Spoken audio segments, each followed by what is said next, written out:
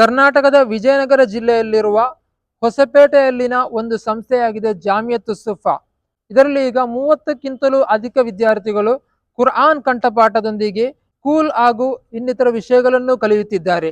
ಸ್ವತಃ ಒಂದು ಮದರಸಾ ಕಟ್ಟಡವಿಲ್ಲದೆ, ಸ್ವತಃ ಒಂದು ಬಿಲ್ಡಿಂಗ್ ಇಲ್ಲದೆ, ಹೊಸಪೇಟೆಯಲ್ಲಿರುವ ನೂರಾನಿ ಮಸ್ಜಿದ್ನ ಮೇಲ್ಭಾಗದಲ್ಲಿ ಕಾರ್ಯಾಚರಿಸುತ್ತಿರುವ ಮದರಸವಾಗಿದೆ Jamiat ಸುಫಾ.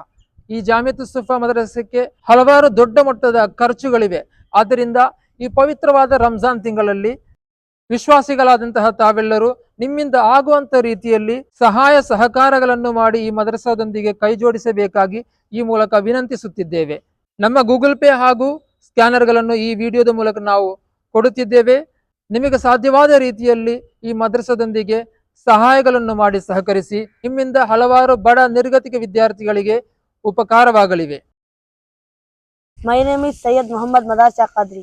I am from Davangere, Karnataka. I am studying Jamiatul Sufa Madrasa in Hospet.